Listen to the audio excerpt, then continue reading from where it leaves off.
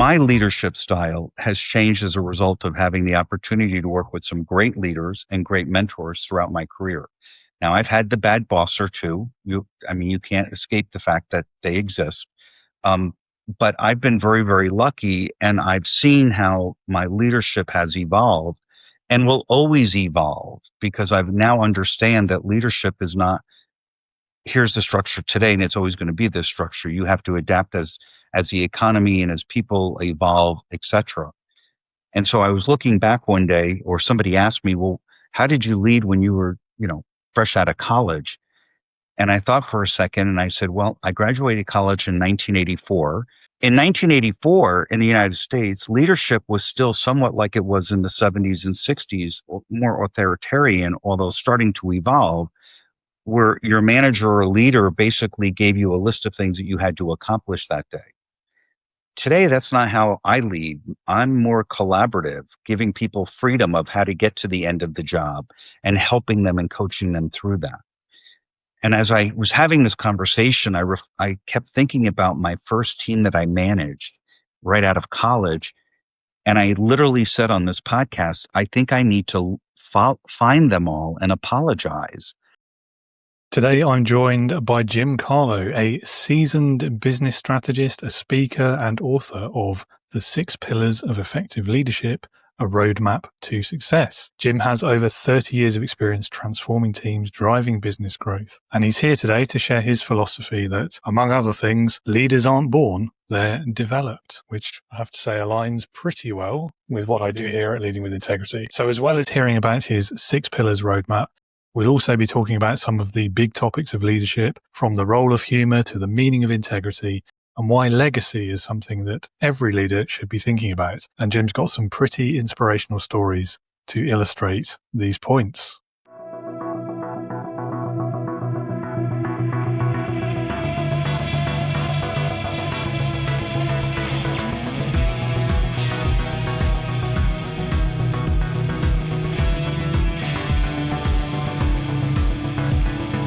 Welcome to the Leading with Integrity podcast. Leadership talk for the modern manager. With your host, David Hatch. Jim, welcome to Leading with Integrity. It's wonderful to have you on the show. Great to meet you as well, and looking forward to our chat today. Yeah, it's great to meet you as well, David. I think that some of our principles are well aligned, and it'll serve for a good introduction and conversation, I think, this morning. Yeah, no doubt. And on that note, over to you for a little bit, really, to introduce yourself to listeners, tell us a bit about your career so far, what you do today, why you do it, all of those lovely things. Yeah, today I serve as Chief Sales Officer for a healthcare digital engagement company. In the United States, we touch probably 1 out of every 3 Americans with some aspect of our work, although they may not even know what we do. But that's what I do full time. I have spent my entire professional career in the healthcare arena, either working for health insurance carriers themselves, or in the late 90s, I migrated onto the technology side of healthcare and kind of never went back. And it's been very profitable for our family. I have raised 3 kids. We have raised 3 kids. If my wife hears this, she'll slap me. We have raised 3 kids. She did all the hard work. I did all the traveling. I can honestly tell you that all 3 kids are not only off the payroll, all 3 kids are successful, and all 3 kids are off the cell phone plan, which here in the United States is very odd because adults with their own families tend to be still on their parents' cell phone plan. Yeah, in the UK, I think it's more of the car insurance plan than the cell phone. But yeah, I get the reference. The healthcare industry, I mean, particularly in your part of the world, must be, I was going to say, a challenging industry to work in. But tell us a bit more about your experiences over those years. We have some uniqueness as a country because we don't nationalize healthcare in the way that other countries do in Europe or even in Canada to the north of us. And it is challenging because there are, I call it a 3-legged stool. You've got one leg of the stool, which is the insurance companies. You have another leg of the stool, which is your providers, which are hospitals and doctors. And the third leg of the stool is the pharmaceutical industry, where you get your prescription drugs. And the challenge that we have here in the United States is the only reform we have ever had and restrictions are all on the insurance companies. There has never been reform targeted to the pharmaceutical companies or to the provider community. Now, obviously, we need our providers, but unlike other countries, providers here in the United States are in the highest of income brackets, especially when you get into specialized surgeries and things of that nature. And with the economy the way it is in the United States, that sort of makes sense. Whereas in other countries, providers are not necessarily on that same level. A doctor in Europe or a doctor in India is not necessarily always a white collar job, as I'll call it. And so I think those differences having a play in that. The other aspect of it is from a pharmaceutical perspective, the United States pays more than its fair share to the R&D development for pharmaceuticals worldwide.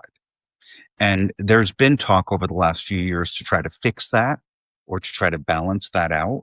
But I don't think we'll ever solve the healthcare financing challenge in the US until everybody sits at the same table and they strive for the same goals. So now health insurance companies in the US have to spend a certain dollar amount of every dollar on the actual medical care itself, which if you think about it, actually says they're forced to have a fixed margin, because if they don't pay that money out, they have to reimburse that back to the insurers. And so if they've got a fixed margin, why doesn't the pharmaceuticals and the providers, in my opinion?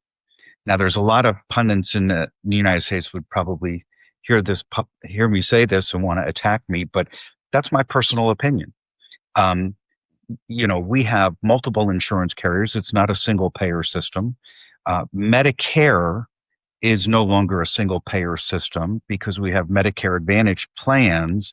So someone who's over the age of 65 can choose either traditional Medicare for medical costs, or they can join a Medicare Advantage plan, which potentially could give them more or better coverage and additional services that you can't get under traditional Medicare. So we could have an 8-hour conversation on all of this alone, and I know we don't want to do that, but it is interesting. We're going through a challenging time right now in the United States because there's been a dramatic increase in medical inflation and the risk level of the population. We're not the healthiest of populations, and that's another challenge that we have. And at the rate that new drugs are coming out and the cost of those, take the GLP things that are coming on the market for weight loss. A lot of plans don't cover those, and those are not inexpensive. Originally designed for those with diabetes, they're finding that for people with weight loss or other conditions, these drugs can be very, very helpful.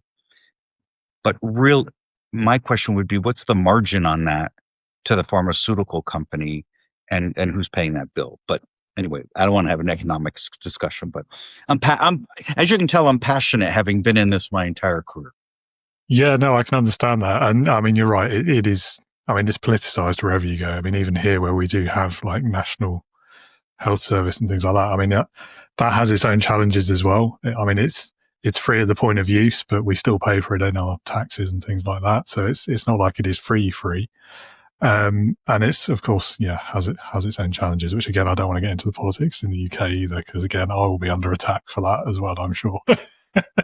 We'll have people arriving at our homes and taking us away. Indeed. But so the point that I find particularly interesting around this, which is maybe not so political, is what you said about the R&D and the burden of that. And I think it probably applies to other industries as well in terms of how you price things, whether it's your services or your products, and how much the customer is responsible for your costs of coming up with the idea or whatever. And there is an interesting aspect in that, I think, particularly with your sales background as well, of course. Yes. So it is interesting, but I mean, it's evolving, right? It's evolving, and no different than leadership is always evolving. So it's just, one of those challenges that we have to deal with. Indeed. Indeed. Well, thank you for humouring me with that question anyways. So leadership then, you have your own approach, the 6 pillars of effective leadership. So tell us a bit about that and how it works and introduce it briefly. Over the last 25 years, I've done a lot of mentoring of other people who have come to me and say, hey, will you be my mentor and can you give me guidance and help? And I should have thought about monetizing that years ago. And I didn't. I just did it because I thought it was an obligation that I had to help others become leaders and become better at what they do. And so I started thinking about retirement, and I started thinking about, can I go fishing every day? And it hit me that said, I can't go fishing every day. My mom, who's 100 years old, alive and well, lives by herself in a house, cooks and bakes every day. And I asked her when she turned 100 what her secret was.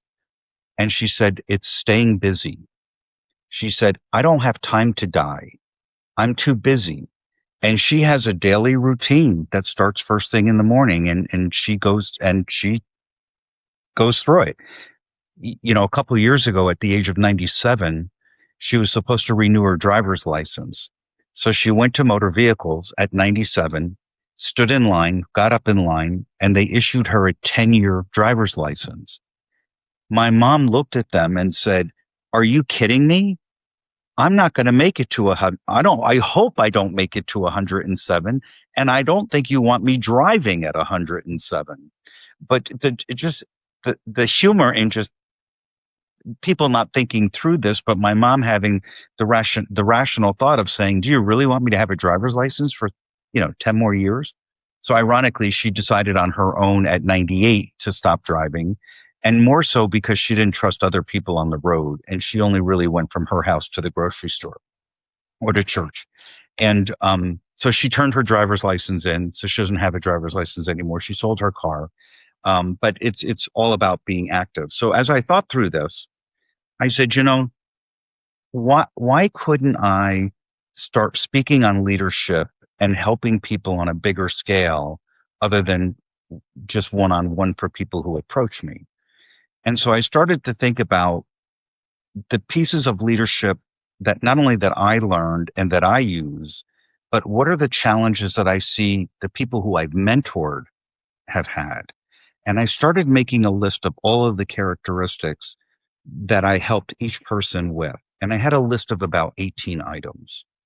And I said, ooh, I can't speak about 18 items and expect somebody to implement them. I need to really think about carving this down to something that's practical, implementable, and will drive much higher results in terms of effectiveness of a leader, creating a following of a leader, keeping, retention of employees. And it really narrowed down to 6 key attributes that if one uses them, will have higher performing teams, more focused and dedicated teams, and you'll have a following. I have a number of people who, when I change my job, are always saying, hey, if you've got a position for me, I've worked for you before, we'd love to work with you again, which to me I take as a compliment. And the reason is they know how I lead and they know what to expect. And so I think those pillars become important. And so as I started speaking about this outside of work, at conferences and things, I then said, I probably am not as credible as a person like Simon Sinek, who has 8 books or whatever the number is. So I said, I think I should write a book, which I did. And I finished it the end of last year and it came out. And I've now had over 1,000 book sales in about 6 months. It came out right before the holidays. So nothing really happened till mid to late January. So I guess 7 months it's been out, which I think is pretty good. I don't know what others would think. A, the fact that I finished a book, how many people start one and never finish it? But number 2, it has gotten a little bit of a following. and that's refreshing. So that's kind of how we got to where we are today. And so I'm here spreading the word and talking about things that I think are important to you and I. Yeah, fair enough. I don't know how many people who start a book finish one, but someone did tell me yesterday that of the number of people who say they're going to write a book one day, only 1% of them ever do. So, you've done pretty well there. I think you've beaten the stats, haven't you? So That's what I think that's what I think as well. yeah, and 1,000 copies. I mean, can't say fairer than that, can you? I don't have a book, so I don't have any reference to compare that against, but it seems like a good number to me. Well, I'd be happy with that. In terms of when I mention that to people, especially people or podcasters who have written a book or whatever, they seem impressed. And I am. I mean, I expected, maybe a few relatives would buy the book and, maybe I hit 100 or whatever. But, and the reviews that have come in have actually been very, very positive. I think I have one 4-star review last time I checked, and the rest are 5 stars. Yeah, I mean, that's pretty good. Can't argue with that, can you? Yeah. And then the story of your mother as well. I mean, what a lovely outlook on life. You're so right about the active thing. She's hit the nail on the head there, I think. Because, I mean, how many relatives have we all had over the years? Like, the moment they start to decline is when they stop doing things, isn't it, for whatever reason? So that's always been in the back of my mind of like, just keep going as long as you can. Like, I've got a few decades to go yet, thankfully, but I hope. But just keep going. So I love that story as well. Me as well, I hope. I think you've pretty much answered the next question already. You've given us the backstory of how you came up with the 6 pillars and why you did it as well. So, I mean, can we maybe go into a little bit about them and how the book talks about it as well? Sure. For those who have not seen my book, I actually have a copy here, just in case. And I have it over my shoulder. I spotted it, yeah. Placement advertising for free. Yeah. The book is structured in a way that it's an easy read. It's less than 200 pages. And when I speak, I'm somewhat concise and to the point. And that's the way I wrote the book. And a couple of the professional reviewers who have reviewed it have acknowledged the conciseness and the lack of fluff and arbitrary theory that a lot of books contain. And to me, I wanted it, if you read the book and you knew me or had worked with me, I would want you to be able to walk away and say, I can see or hear Jim saying these things. And I kept very, very true to that.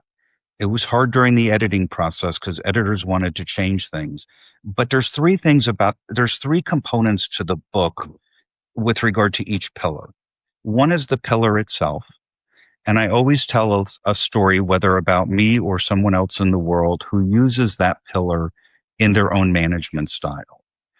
So from those 2 perspectives, one can say, okay, this is how it impacted Jim. But let's take integrity as an example, which I call the non-negotiable pillar.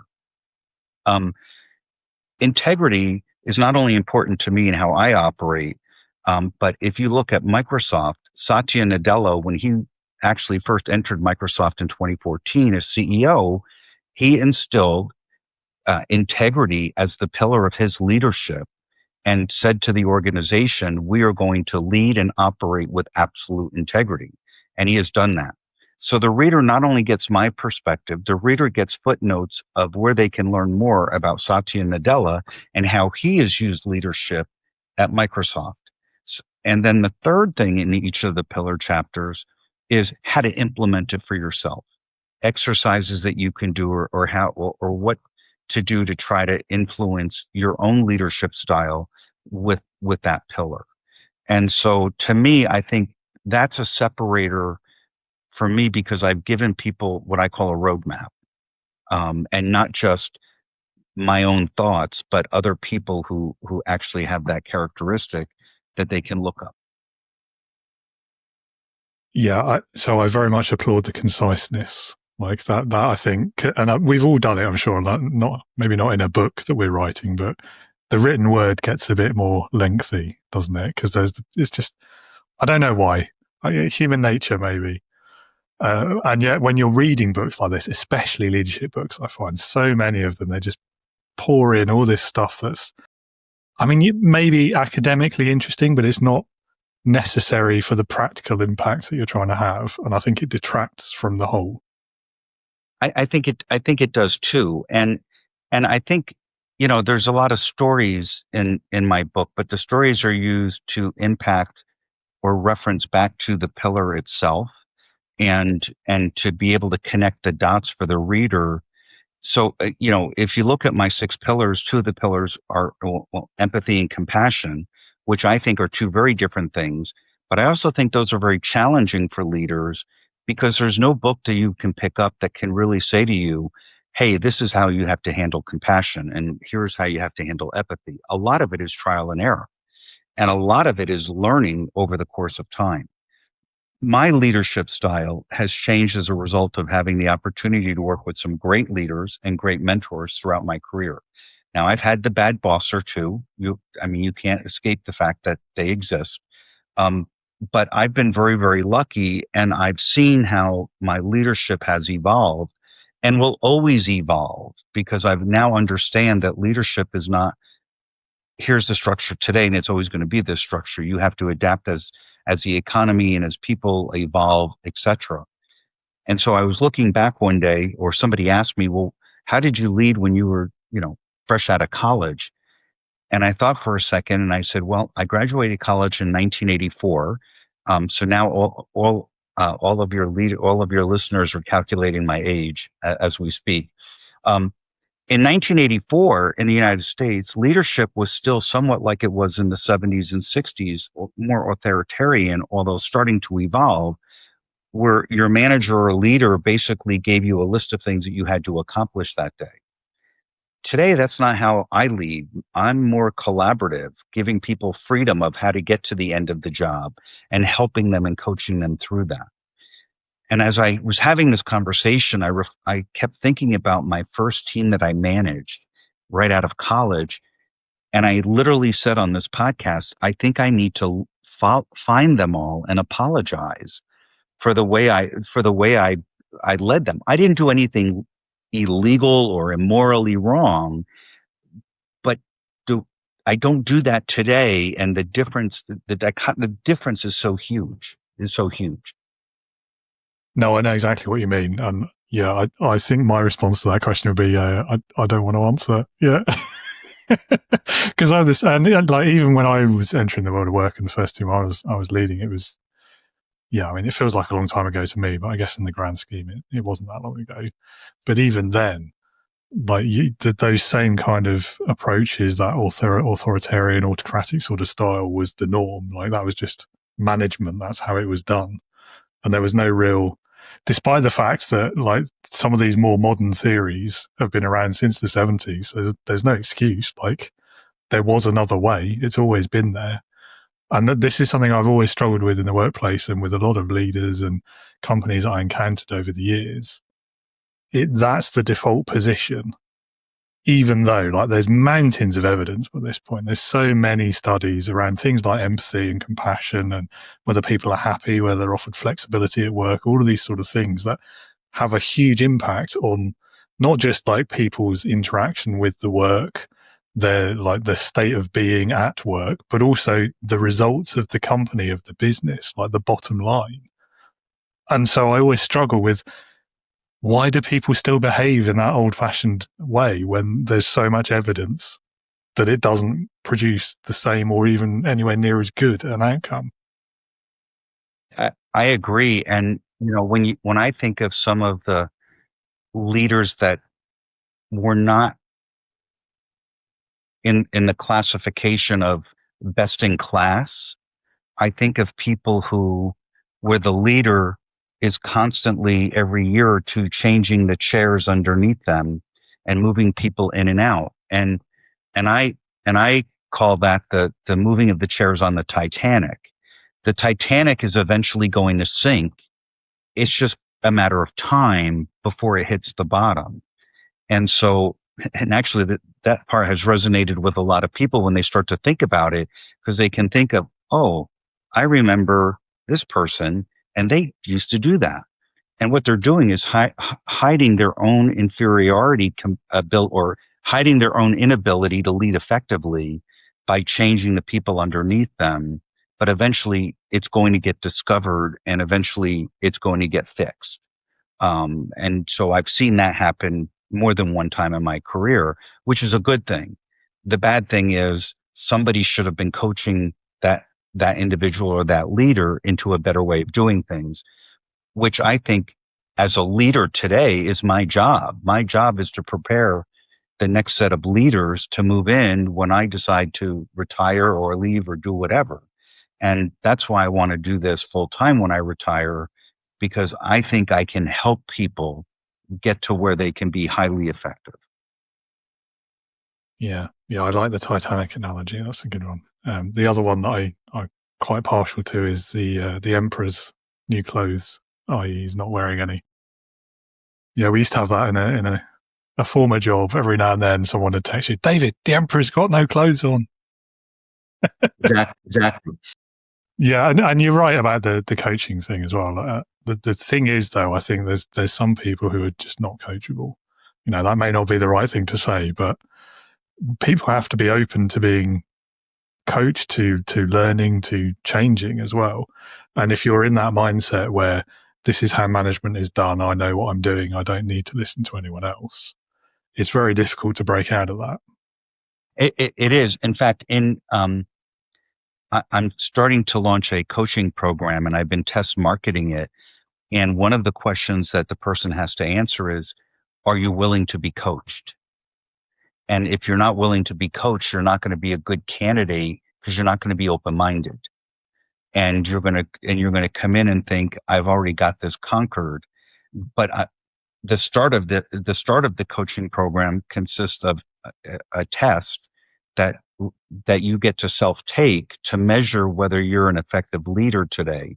And if you answer the questions honestly, it'll give you a score, and then tell you if that score puts you in the higher level, the middle level, or the lower level, and can really help tell you whether or not you need the program that I have to offer. So, again, I'm test marketing it, but I think I have the ability to have people figure out on their own with this test the areas that they're lacking in. Yeah, and I think that's a good way to do it, because it is that crucial first step. I mean, not just for coaching, for any sort of like self-development or learning. Like if you're not open-minded or open to learn, then you probably won't learn. Correct. I think, and all of a sudden I'm thinking of Michael Jordan. I think he's one of the greatest legends of all time in basketball, but he had a coach, and that coach gave him direction. And, that coach helped mold him and make him better at what he was doing. Yes, he's a legend, but he still had a coach. Yeah, and that's a great analogy as well, because again, like leaders get put on a pedestal, don't they? Sometimes by themselves, not always. But I think it's quite easy to forget, like no leader succeeds alone. Like the whole definition of the word like implies there has to be other people there somewhere. Otherwise, yeah, self-leadership is a thing, I know, but still. Yeah, there's no I in team. Absolutely. Yeah. There is a me, though, if you rearrange some of the letters. That's great. Which I think, since we're both laughing, that leads into the next question, which is, what role does humor play in leadership for you? So this is the one question that usually the podcast host is like, okay, so I need to ask this question. So I think humor is important, but let me clarify. This is not about the leader being the stand-up comedian at the water cooler at 10 a.m. every day and telling jokes about society or people or no, it's not about that at all. I use humor specifically in a couple of areas. Number one, whenever I kick off a meeting, something to lighten the mood, something to get people to relax and see me as a human like they are. I don't want people thinking that I'm unapproachable or that I'm way up here and they're way down here. We're really like this. And So that's number one. And I think that's critical and important for everybody to remember. The second thing is I use humor in difficult situations where people may be struggling to get to an answer or may be disagreeing, to try to get them to refocus or to redirect. Um, or if there's conflict going on, and part of conflict resolution, talking through it and having something jovial to say. Now, that being said, our society today is hypersensitive. And so the humor that people would use 20 years ago or even 5 years ago doesn't apply today. And you could very easily offend somebody.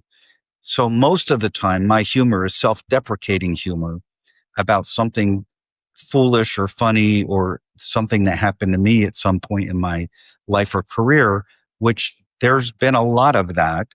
And someone once said, Jim, you could have a sitcom on your family in your home life, because I do like to have fun, and I think life is meant to be enjoyed, and it doesn't need to be so uptight.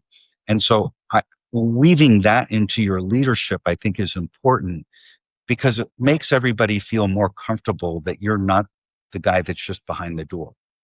And the last thing I want to be is the leader whose door is closed all the time so that people can't walk in and say hello or can't walk by. And I've worked for leaders where there's not only a closed door, there's a guard in front of the door, not a real guard, but an admin of some sort protecting that door to prevent people from just going in. And I don't want to be that leader. I want to be the leader that's approachable. Yeah, I'm the same. Yeah. And so for me, I think humor and leadership is kind of that foil to taking yourself too seriously. Because I used to be that sort of person, that sort of manager, where there was no room for humor at work, no jokes. This is serious business and we need to be serious about it. And I came to this realization that actually, like, we spend so much of our lives at work. Do you really want to be in that kind of environment for the majority of your waking life? No, not really. Who does?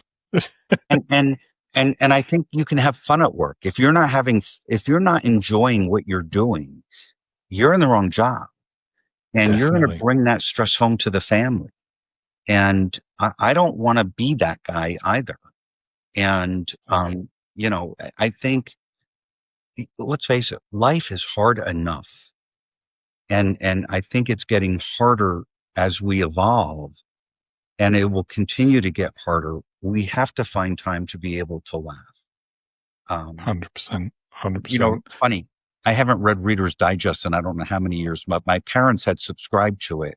And they always had a section, laughter is the best medicine. I don't know where this stuff comes out of my brain from, but all of a sudden I'm thinking of Reader's Digest and reading every month, laughter is the best medicine. It was probably the only section of the Reader's Digest that I cared about as a kid, because I didn't understand half of the other stuff that they were talking about, because it was all adult stuff. But the humor stuff always resonated with me. And I think we need more of that.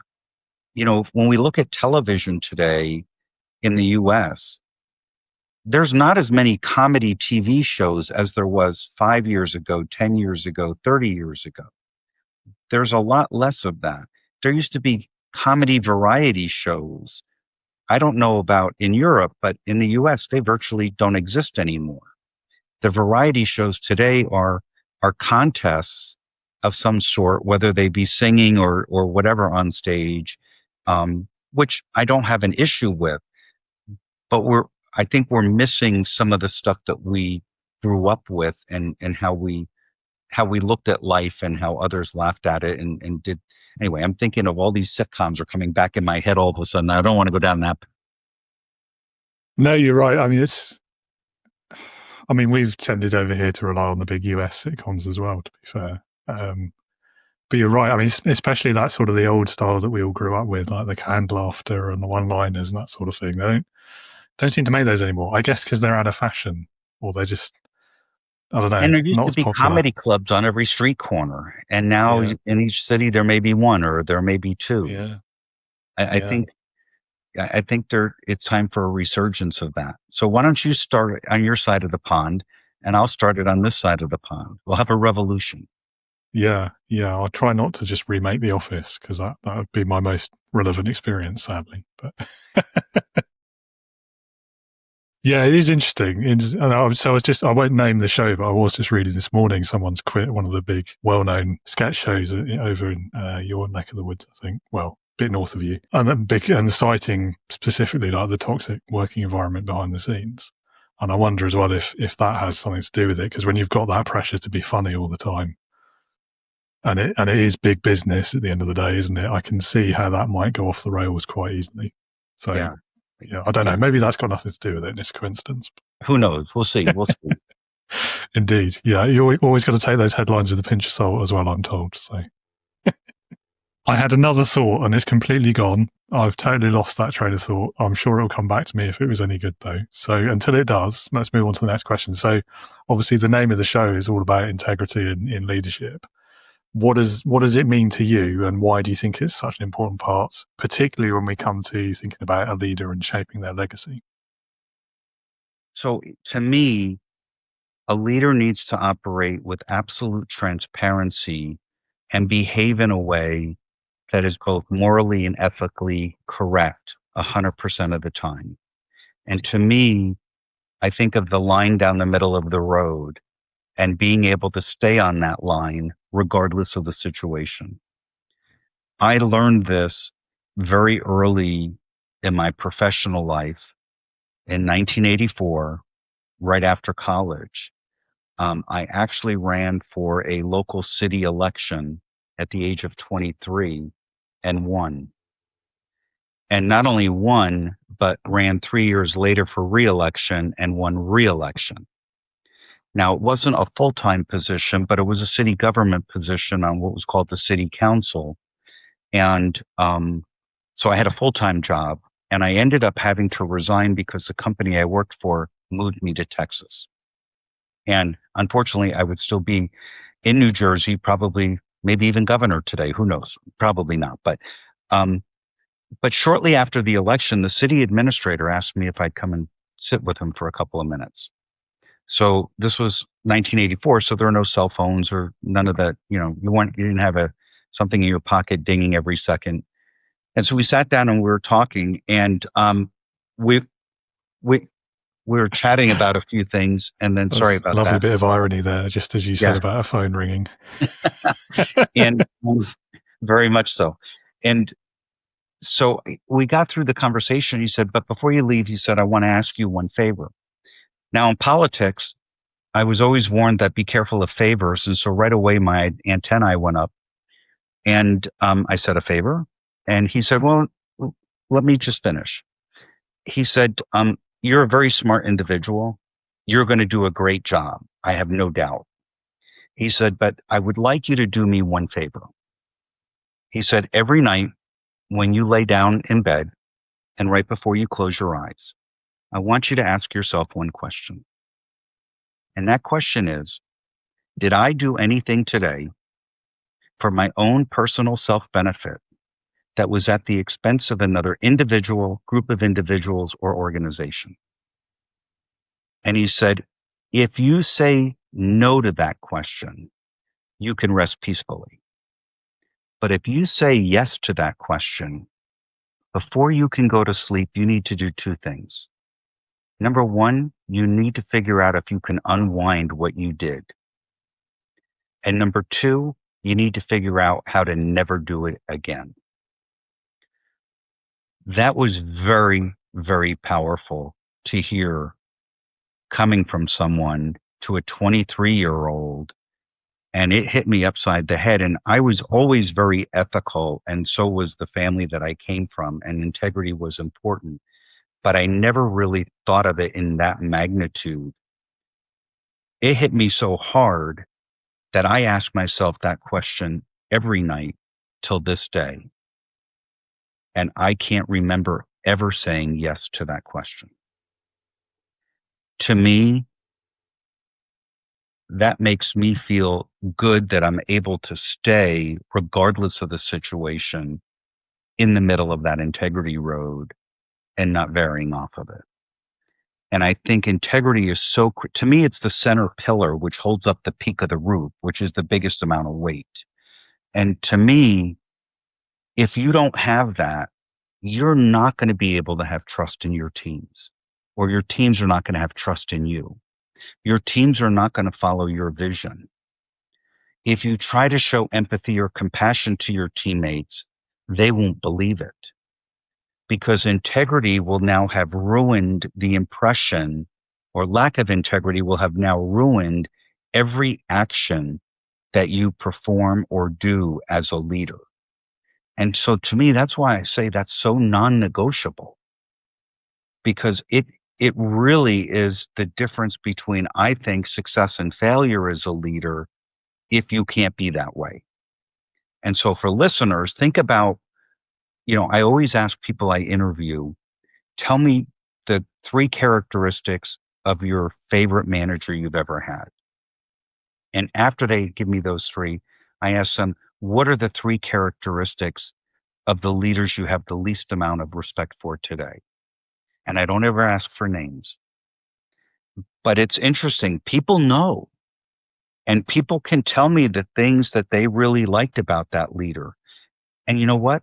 Transparency, integrity, compassion, they're all on that list of what people liked about their favorite leaders. The things that were on the list of the leaders that weren't were um, extremely micromanaging, no flexibility, and I could go down and on and on and on. And so to me, that became if it was a statue, the pedestal of the statue. But I went with pillars, so it's the center pillar holding up the peak of the roof, which is where most of the weight is. And without that pillar, everything else crumbles. I mean, as you can imagine, I've heard quite a few definitions of integrity over the years. The one that always sticks in my memory, though, is that idea about do the right thing, even when no one's watching. And I think that speaks very much to the story you've told there about the questions. And also, like, what a rare mentality, way of looking at the world that must be for a politician these days. Can't imagine many of them saying in that. Well, and it was probably the one reason why I said after I was transferred, did that, don't need to do it again. Because, as the world's evolved, I've lost faith in our political system. So if you're elected a senator, your salary is under $200,000 a year. So if you have a salary under $2,000 a year, how come within 5 years of becoming a senator, you're a multimillionaire? Something's wrong with that equation. Yes, they can do speaking gigs, and yes, they can get paid for those things. But how many of those things are truly, I don't want to say legit, but how many of those things are truly based on, I went to speak at this company and this was my reward for my speaking, this was my engagement fee, and then that goes back into, so to me, there should be limits on what they can do. And I think our political system here allows for that. I will call it abuse. It's technically not illegal, so I can't really say it's fraud or anything like that. But to me, people shouldn't have to pay to hear a legislator speak because he's elected by the people and works for the people. And the last president to really say that was Ronald Reagan. And that's in the 80s. Yeah, I agree with you completely. And it's similar, but not the same here. The rules around like second jobs and things for our elected, at least at national level, very slack. Like, to me, if you've been voted into public office at a national level, that's your only job. It shouldn't be legal. It is, but it shouldn't be legal for you to have any other paying work while you're serving in that role. If only because it's like backdoor sort of implied access and privilege to whoever else you're working for. Even it's stealthy bribes in my mind anyway. But I'll just leave you with this thought. we don't allow our military, the people who are defending our freedoms, have side jobs because that takes them away of their mission to protect us. And so it's very easy if you have that mentality, why doesn't it transcend every position? Yeah. It's interesting, isn't it? We went down a rabbit hole there. Sorry We about did. that. No, it's cool. I'm fascinated by the politics side of it, but I do try not to talk about it too much because I know a lot of people just, as soon as they hear the P word, they switch off, which is fair enough. But then when you're talking about leadership, it's also quite difficult not to, because it's like the biggest example of leadership in our world, isn't it? In a lot of ways, at least the one that most people will immediately recognize. But yeah, I mean, you're right. The system broken in a lot of respects for both of our countries, I think. Let's leave it at that. Yeah, and I think just based upon the way you and I look at leadership and integrity, I couldn't see myself in that world. No, me neither.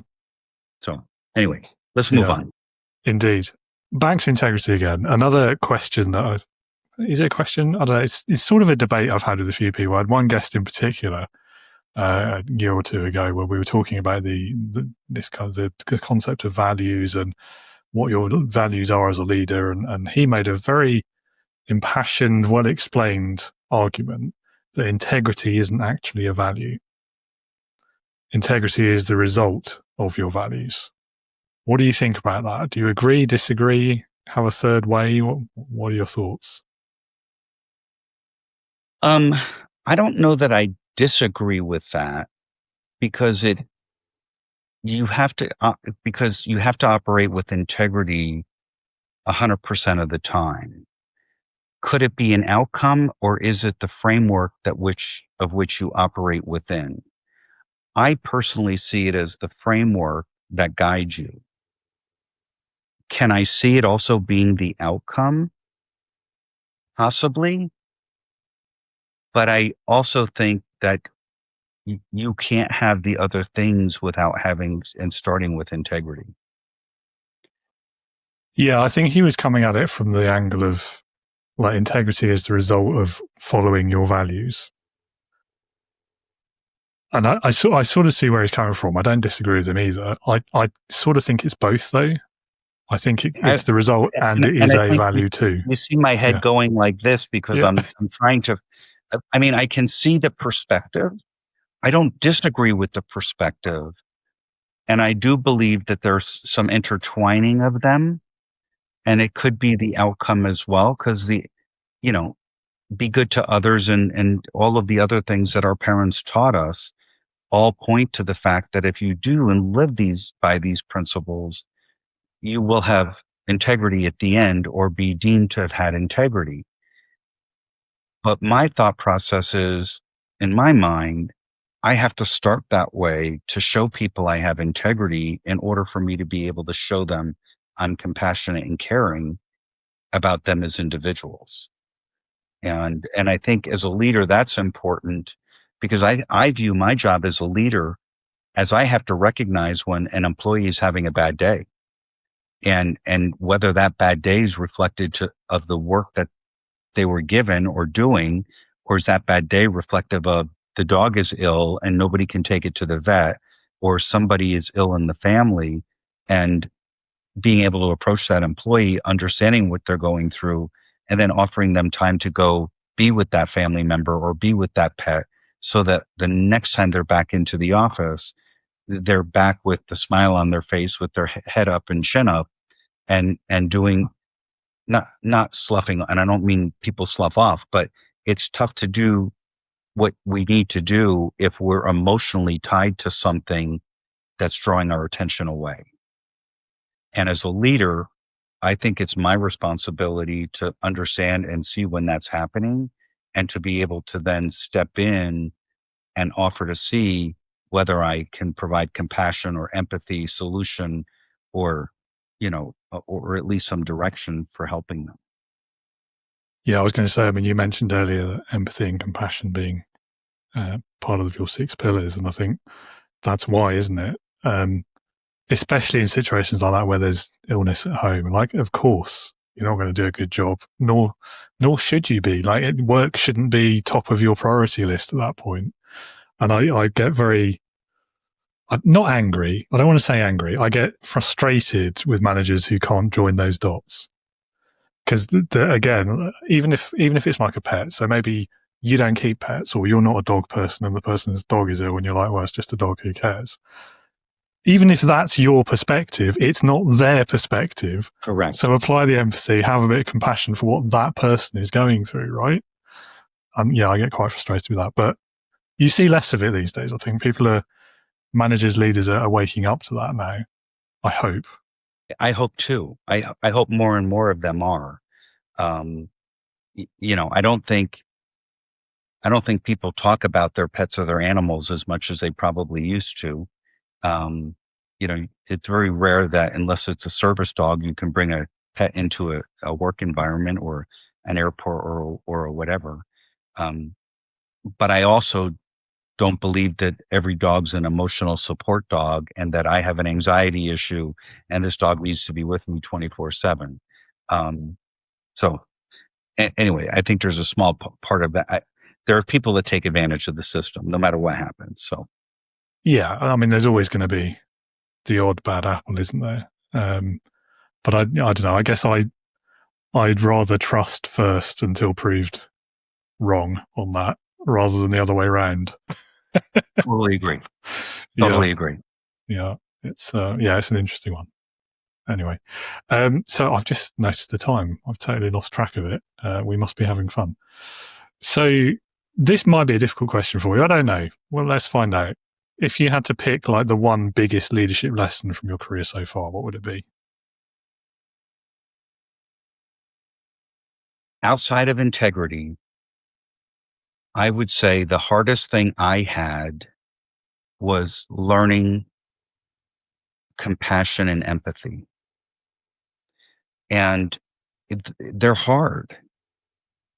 They're hard. You don't know how to approach someone who's, it's funny when someone dies, somebody always says, "I know how you feel." No, you don't know how they feel.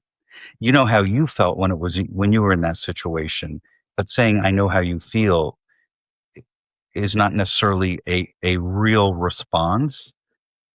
And sometimes it's received as, well, that was fake because he didn't ask me how I felt. And he didn't ask me my connection to that relative. And he didn't ask me. And so those pillars are very, very hard to learn. And I'll tell you a story about that sort of combines the two, empathy and compassion, that I struggled with. And this is a true story. At one time in my career, around circa 2001, 2002, I worked for a technology company that made healthcare claim systems to process medical claims. And I had a small department that was based in California that was old green screen technology.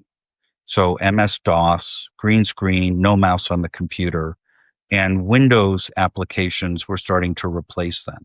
And we had developed Windows applications and had them available, but we had 20 or 30 customers still on this green screen technology.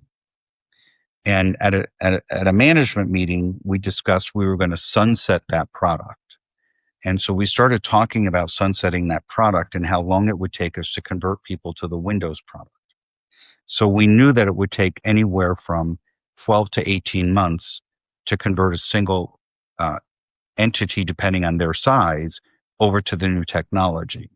And we created a plan that showed it eventually would take 3 years to get everybody converted. So my job was, I had to tell the team that the product was going away. But I also had to tell the team that we had customers to support and they couldn't run out the door.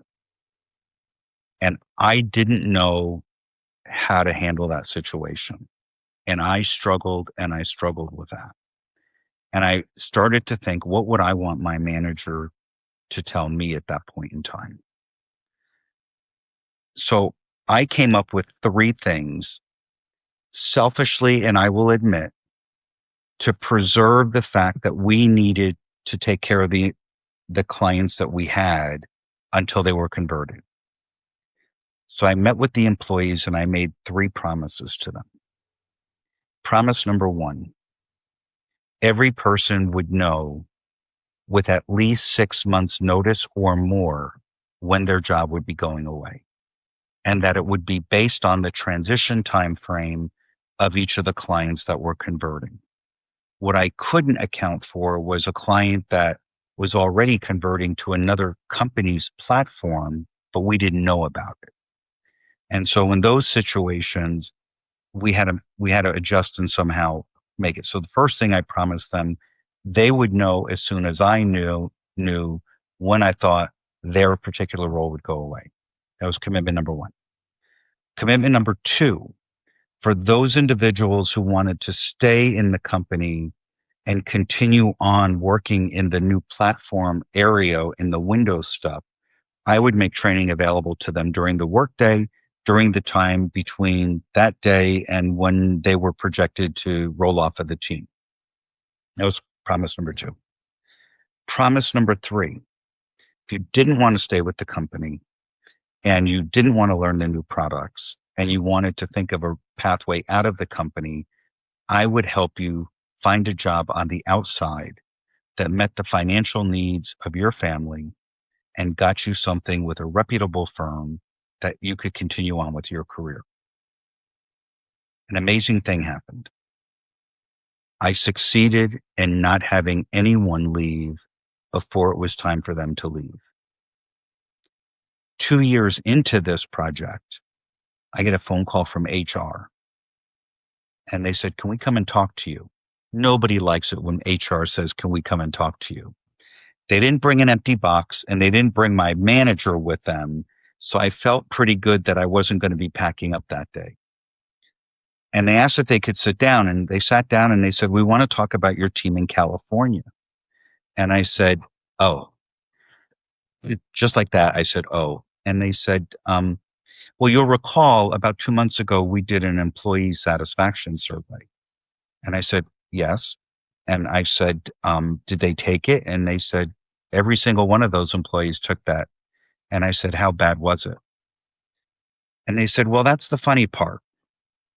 They're the happiest employees in this company, and we have 20,000 employees.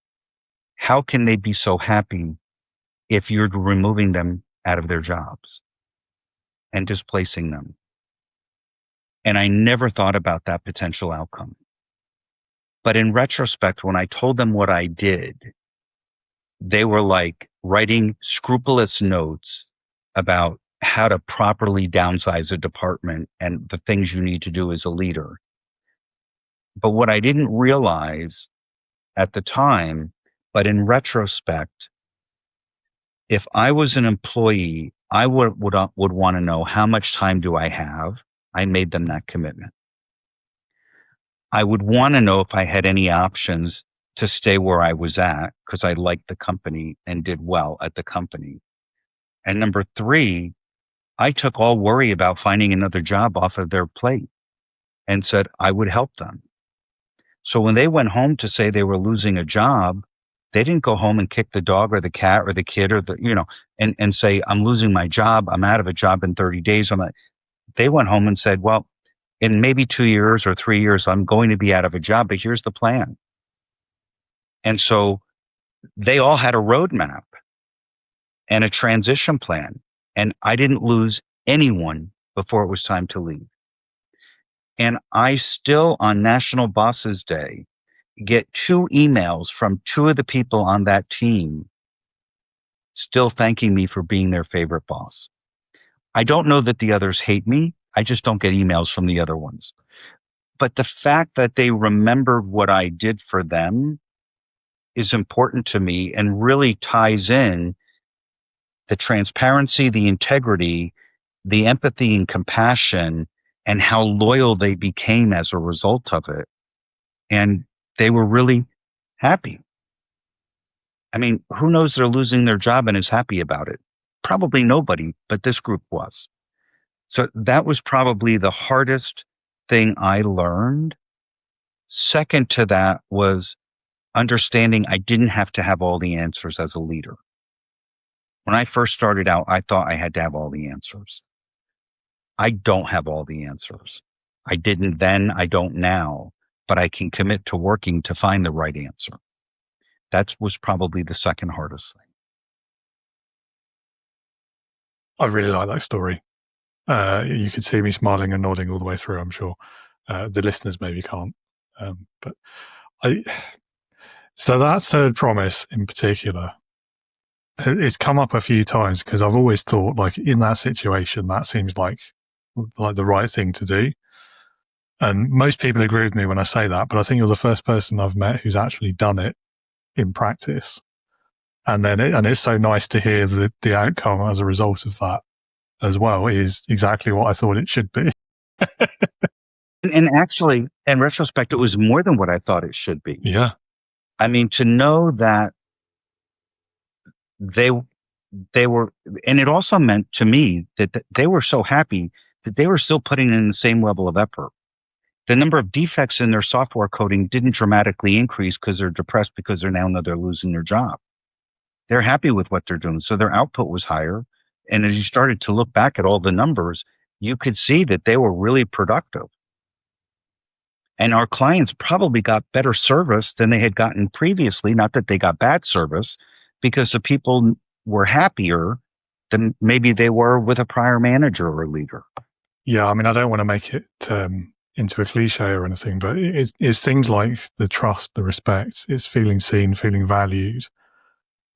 We have this saying in the UK, I don't know if it works over there, but when you're not telling people everything, when you're not having that transparency, that you're treating them like a mushroom, right? So you're keeping them in the dark and feeding them on, and it's the exact opposite of that. Because when you treat people that way, they become, even if they're not fearing their jobs are under threat, they'll still become like disengaged, unhappy, low morale. They're not going to work as hard. They'll be miserable in the office. It'll be really difficult to get even a conversation out of them because they don't feel like they're being seen, heard, respected, valued for what they're doing. Whereas, and it's such a great example. I really love that. I'm going to keep gushing about this story now because it's like the literal worst thing that can happen to an employee is like that potential of losing your job and your security. And yet, because of the way you dealt with that situation as their leader, you were transparent, you respected and trusted them enough with that knowledge, you valued them enough to try and help them through it, whatever path they chose to take, and it became their choice because of those questions, those promises that you made to them. So even in that kind of worst of the worst situation, they've ended up being happy, well-engaged, hardworking employees. I mean, it's almost unheard of, isn't it? So I can only applaud it. It is. And I will tell you, and it came about from a lot of restless nights trying to figure out what to do. I was scrounging management books and different things. And, I wanted somebody to just hit me with a piece of paper of what do I do?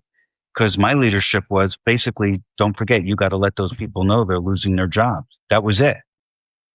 And I'm using the word but there was no magic pill, and it was uncharted waters for me as a leader, and I think that's why so many leaders have difficulty with empathy and compassion, because it is hard. And you need time to think through it in order to approach it. I mean, I had a number of sleepless nights, more than one, trying to figure this out.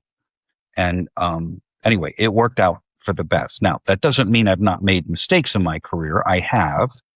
I don't think any leader can stand in front of you and say they haven't made mistakes. But it's important to recognize them and not repeat them. And so I certainly do that as well. Absolutely. Yeah. Yeah. And of course, I mean, the temptation in those situations, especially when you're the middle level manager, where you've got your own boss telling you, raining down on you. The temptation is, of course, to just keep it to yourself for as long as possible. And just like the natural human assumption for most managers, I think, maybe not, maybe I'm being unfair to managers, but is just keep that to yourself until you absolutely have to tell them, because as soon as you tell them, they're not going to work as hard and you need them to get the job done in the meantime. So it's just, again, such a stark demonstration as well of like the power of empathy, and like being able to put yourself in others' shoes and why that matters and what the results are by comparison. So anyway, let's not labor it anymore. So are you okay time-wise? Because we're over the hour now, so I don't want to... I am good. I have a few more minutes. Okay, all right. So I have one final question then, but this is the one that everyone has to answer because it's my favorite question. So it's called Leadership Heroes. Leadership Heroes. So if you had to pick one person, but they could be literally anyone you could think of, like alive or dead, past or present, real or even fictitious, if you feel like it, but it's someone who, in your opinion, would perfectly embody leadership, who would that person be for you and why? From the years 2000 to 2007, I worked at a company called Perot Systems that was founded by Ross Perot, who's a name you probably recognize, who once ran for president. And I would characterize him as the most influential person in my career on leadership. Mr. Perot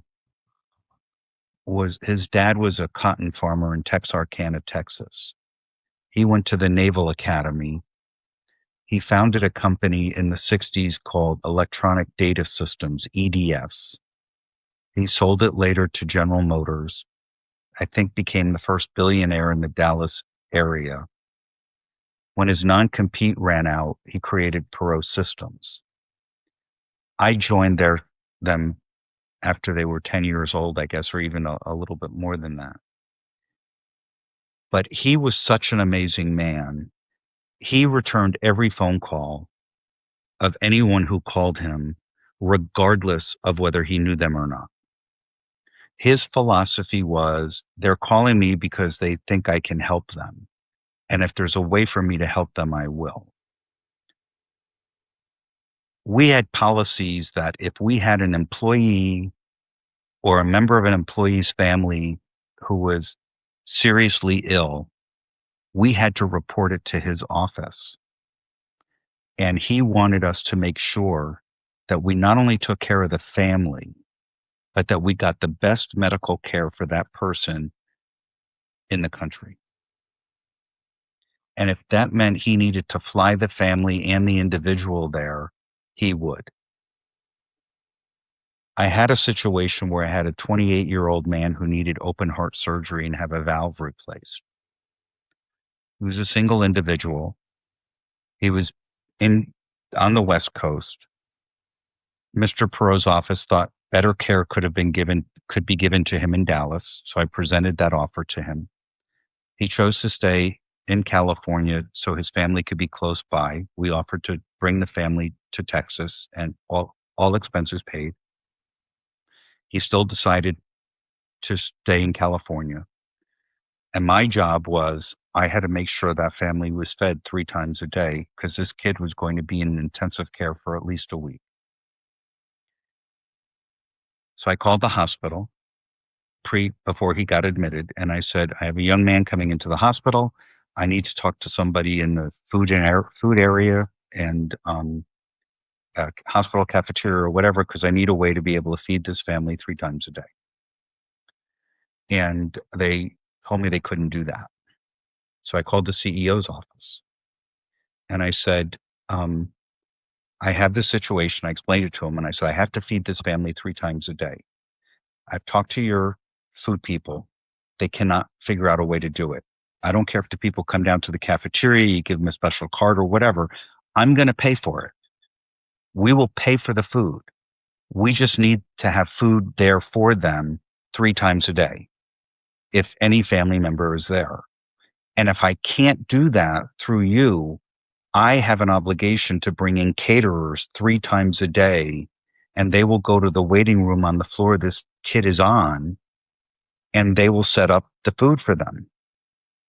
And they said, well, you can't do that. And I said, well, why can't I? That's not illegal. And he said, well, let me figure this out. Let me call you back. So I get a call 2 days later. He said, okay, we figured it out. we have a way to feed them. And I said, don't forget, I'm going to pay for this. He said, I understand. And so the kid ended up being, I say kid, he was 28, but he was an adult. But he was in the hospital for a little over a week. The family was fed. He comes back to work, and it's like 4 months later, and I realize I never got a bill. So I called the CEO, and his admin answered, and I explained who I was, and I explained the situation. She said, I remember. And she said it really stressed him out, that situation, but I believe the family was taken care of. I said they were, and I owe him money, and I've not gotten a bill. He called me back an hour later, and he said to me, Mr. Carlough, we're not sending you a bill. He said, as I thought through this, I realized what you were doing for an employee of the company and realized how important it was for you to take care of that family. I learned a very valuable leadership idea from what your company does. And I have never done that for an employee or their family. And I run the hospital. But I have an obligation, like you do, to take care of that family, not just the medical care of the employee. So I want to thank you for teaching me something about leadership that I didn't know. Paying it forward. It's such a powerful example of leadership and the impact it can have. And I steal the phrase trickle down from economics, where I don't think it works. But in leadership, it 100% works, doesn't it? And that's a great example of it. It is a great example. It absolutely is. And I can tell you other stories of things that Mr. Perot did that I witnessed that nobody would ever know about unless you were there. And he, if there was somebody in the military or former military who was having a family issue, he was there to help them. He didn't care where they were. He made sure those families were all taken care of. Now, you're a lot younger than I am, but when he owned EDS, he had some of his employees taken captive in another country. And there's a book out called On Angels, on the Wings of, I can't, now I'm going blank on, I'll have to look it up. But it's about a rescue mission that he organized with the military to rescue those employees. On the Wings of Eagles, I think is the name of it. But it's a story of these employees being taken hostage and how he fought to get them back because that was his obligation. You can't find a leader that I think can be above what he's done for people, or what he's unfortunately deceased now. But yeah, certainly not in a commercial setting. I mean, I struggle in other settings as well, at least in like contemporary world. But yeah, I mean, that's so rare. I mean, you're right. You don't find leaders like that. You don't. Yeah. Amazing. And yeah, I have nothing else to offer. I think we just let that story speak for itself, really.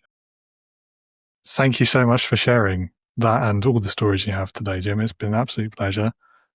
Great to meet you, as I mentioned already. And last small thing I'll ask, if anyone in the audience would like to learn more about you, perhaps get a copy of the book, is there a website or anything else you'd like to direct them towards? So absolutely. So they could order the book directly off of my website. And that website is www.jimcarlough, all connected, JimCarlough.com. You can communicate with me via there. You can sign up for my newsletter, purchase the book. My phone number's there. If I can mentor or give you guidance on something, I'm in Dallas, Texas. So the hours are a little bit different, and I don't answer my phone at 3 a.m. only because I don't hear it ring. But if there's anything I can do, feel free to reach out to me. I get emails from around the world now these days, and it's interesting some of the emails you get and the questions that you get. But I'd be more than happy to communicate with any of your listeners, and hopefully something resonated with you today. And if it did, and you heard it, please comment on social media about it when we post the episode.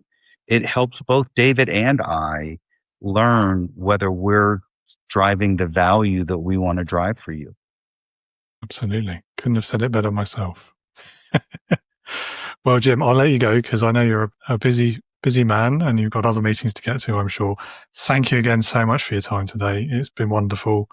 I hope we can do it again someday.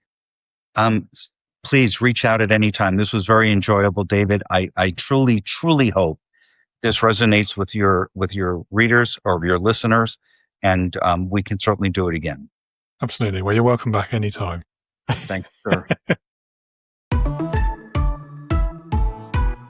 Jim, thank you again for being with us today. Excellent discussion, and it was, as I said, great to meet you. Listeners and viewers, as always, do check out those show notes, click on the links, go and learn more about Jim, get a copy of his book, hear about some of the work that he does. And if you are a new leader looking for support, advice, a sounding board, a mentor, or just a friendly ear as you try to find your way through the star lanes of your leadership voyage, then I invite you to come and join my online leadership community. It's called Integrity Leaders, and it's a supportive community of new leaders for new leaders. Leadership is lonely, especially the first time you do it, but it doesn't have to be that way. A leadership community like this can help you lead with confidence, fight off those imposter feelings, and gain clarity on your leadership style. Hopefully, all without feeling quite as alone as you might right now. So if you want to know more, do pay a visit to www.leadingwithintegrity.co.uk. Hit that green button on the homepage. The link is in the description as well, so you can find that easily, hopefully. Or if you want to have a chat first, do feel free to find me on LinkedIn. If you prefer, drop me a DM and let's have a conversation about leadership.